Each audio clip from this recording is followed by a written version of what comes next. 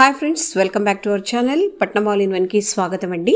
आज हम संधि के बारे में जानेंगे। पहले हम संधि की परिभाषा के बारे में जानेंगे।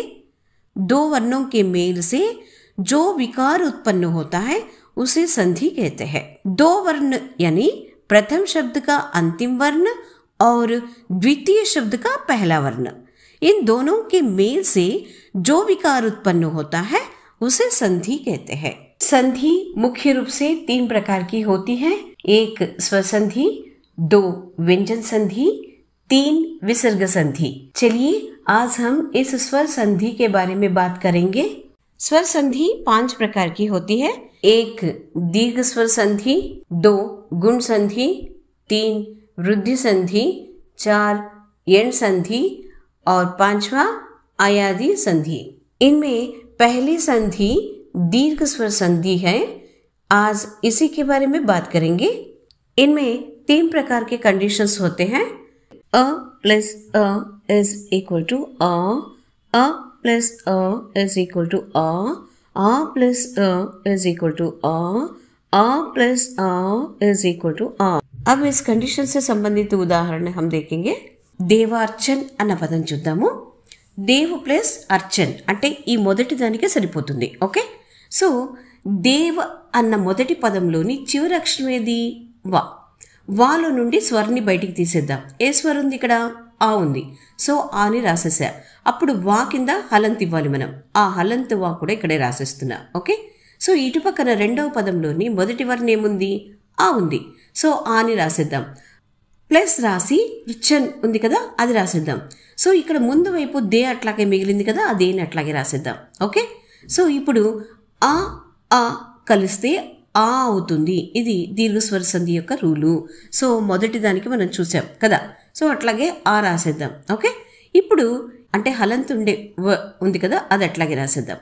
ఈ పక్కన దే అట్లాగే రాసేద్దాం, ఇటు పక్కన రిచన్ అట్లాగే రాసేద్దాం। ఓకే, సో ఇప్పుడు ఈ వ హలంత్ ఉంది కదా, దీని తర్వాత స్వరం ఉంది ఆ కదా, సో ఈ ఆ వచ్చేసి వాకి యాడ్ అవుతుంది। యాడ్ అయినప్పుడు వా అవుతుంది కదా, వా ఇట్లాగే రాసేసేయండి। ఇటు పక్కన దే ఉంటుంది, ఇది అట్లాగే రాసేసేయండి।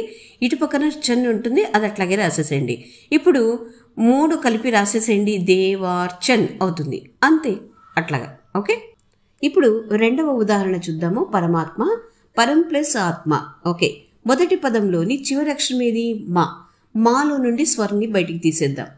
మ్ ప్లస్ ఆ అని వస్తుంది కదా, సో ఆ అని బయటికి తీసాం కదా। ఇప్పుడు ఇటువైపు పర్ ఉంది కదా, అది అట్లాగే రాసేసేయండి। ఇటువైపు రండి, రెండవ పదములోని మొదటి వర్ణం ఏముంది? ఆ ఉంది, ఆ రాసేసేయండి। తర్వాత ప్లస్ మా మిగిలింది కదా, మా, అది అట్లాగే రాసేసేయండి। తర్వాత ఈ ఆ ఆ కలిస్తే ఏమవుతుంది? ఆ అవుతుంది కదా, ఆ రాసేసేయండి। ఇటువైపు ఉండే హలంత్ మాని అట్లాగే రాసేసేయండి। తర్వాత పర్ ఉంది కదా, అది అట్లాగే రాసేసేయండి। ఈ లాస్ట్ మా ఉంది కదా, అది అట్లాగే రాసేసేయండి। ఓకే, ఇప్పుడు హలంత్ మా తర్వాత మనకు స్వరం వచ్చింది। ఈ స్వరు ఈ మాకి యాడ్ అవుతుంది కదా, ఈ వ్యంజన్కి యాడ్ అయినప్పుడు ఏమవుతుంది? అది మా అవుతుంది, మా రాసేసేయండి। ఇటుపక్క పర్ ఉంది కదా, అది అట్లాగే పెట్టేసేయండి। ఈ వైపు మా ఉంది కదా, అది అట్లాగే పెట్టేసేయండి। ఇప్పుడు 3 కలిపి రాస్తే పరమాత్మ అవుతుంది కదా, సో అది విషయం। ఇప్పుడు మూడవ ఉదాహరణ చూద్దాము। విద్యార్థి, విద్యా ప్లస్ అర్థి। ఓకే, ఈ మొదటి పదంలోని చివరి అక్షరం ఏది? ధ్యా.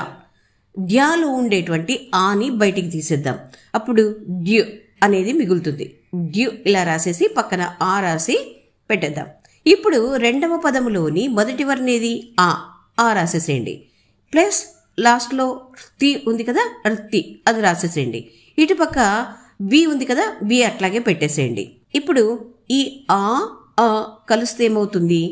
ఆ అవుతుంది కదా, ఆ రాసేసేయండి। ఇక్కడ జ్యు ఉంది కదా, అది అట్లాగే పెట్టేసేయండి। ఇటుపక్క వి ఉంది కదా, అది అట్లాగే పెట్టేసేయండి। ఈ లాస్ట్లో తి ఉంది కదా, తి, అది అట్లాగే పెట్టేసేయండి। ఇప్పుడు ఇక్కడ జ్యు ఉంది కదా, ఈ పక్కన ఆ ఉంది, ఈ జ్యోలో స్వర్ లేదు, ఈ ఆ వచ్చేసి దీనికి యాడ్ అవుతుంది, అప్పుడు జ్యా అవుతుంది। ఈ వి ఇట్లాగే పెట్టేసేయండి। ఇటు పక్కన తి ఉంది కదా, అది అట్లాగే పెట్టేసేయండి। ఇప్పుడు ఈ 3 కలిపి చదివితే ఏమవుతుంది? విద్యార్థి అవుతుంది కదా, అట్లాగనమాట। ఇప్పుడు 4వ ఉదాహరణ చూద్దాము. మహాశయ్. మహా ప్లస్ ఆశయ్ అని రాశా. ఈ మొదటి పదంలోని చివరి అక్షరం ఏది ఉంది? హా ఉంది కదా. హాలోని స్వర్ని బయటికి తీసేద్దాం. ఏముంది అక్కడ? ఆ ఉంది. ఆని బయటికి తీసేయండి. అప్పుడు హా వ్యంజన్ మాత్రమే మిగులుతుంది. అంటే దాని కింద హలంతు ఉండాలి. పక్కన మా ఉంది, మా రాసేసేయండి.